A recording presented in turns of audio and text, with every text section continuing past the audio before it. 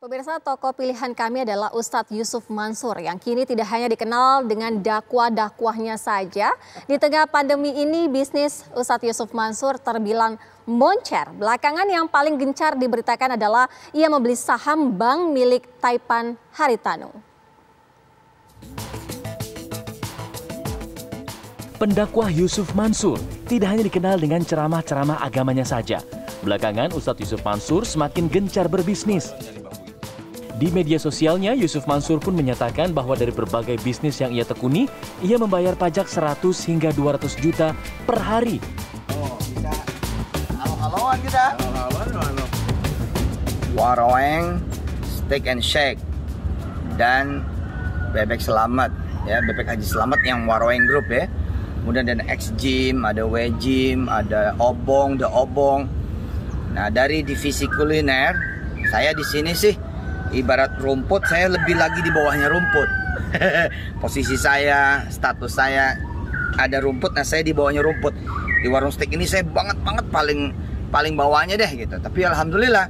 Nah, terima kasih juga nih buat para pelanggan. Gara-gara pelanggan makan di sini, jadi pada bisa nyumbang lewat pajak kurang lebih 100 sampai 200 juta per hari. Subhanallah kan? Itu belum dari unit-unit usaha yang lain. Terima kasih banyak, saya yang cuman bagian doa di sini, saya yang bukan siapa-siapa di sini. Ini miliknya orang-orang hebat dengan izin Allah Subhanahu wa taala. Baru-baru ini ia pun memborong saham bank milik Taipan Haritanu Sudibyo. Yusuf Mansur mengeluarkan 80 miliar rupiah untuk transaksi saham itu. Bisnis air mineral milik Ustadz Yusuf Mansur pun terus melakukan ekspansi usaha. Selain membeli mesin produksi senilai 100 miliar rupiah, PT Apple Mas Indonesia milik Yusuf Mansur ini pun akan membangun pabrik bernilai 125 miliar rupiah. Tim TV One mengabarkan.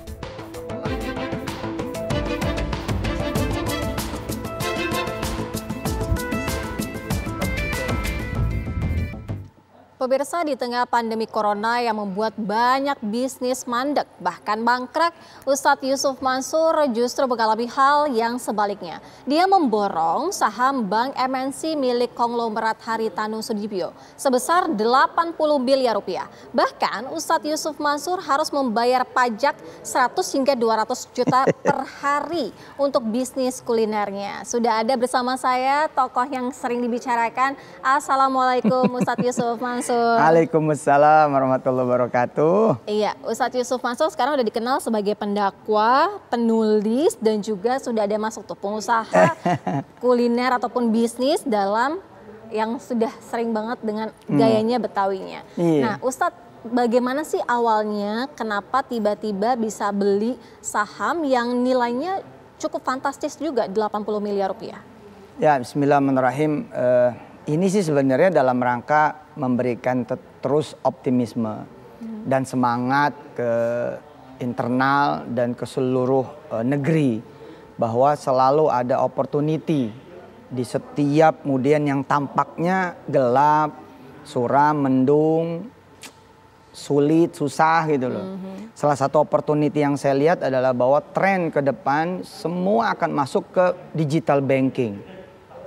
So saya bilang lah sama teman-teman, ayo dong ikutan, jangan sampai enggak. Nanti kita ketinggalan lagi, kita jadi customer lagi, kita jadi market lagi, kita jadi pasar lagi. Ayo semangat, once ini nanti pem gitu meledak, waduh ini naiknya bisa nggak kira-kira. Tapi kan duitnya itu tidak sedikit Ustadz, duitnya itu dari mana dananya? Aduh kalau segitu mah sebenarnya di industrinya Pak Haritanu misalnya, itu setitik debu aja. Tapi kan untuk Ustadz Yusuf Mansur yang tidak pernah membeli saham pada tahun 2018 pernah ya Ustadz ya, tapi sudah dilepas. Nah artinya bisa membeli dengan uang sebanyak itu, dananya dari mana? Itu mah saya bilang bahwa omongan kita, pikiran kita itu jangan sampai kemudian jadi uang minded. Ya, jangan sampai kemudian segala-galanya harus dengan uang.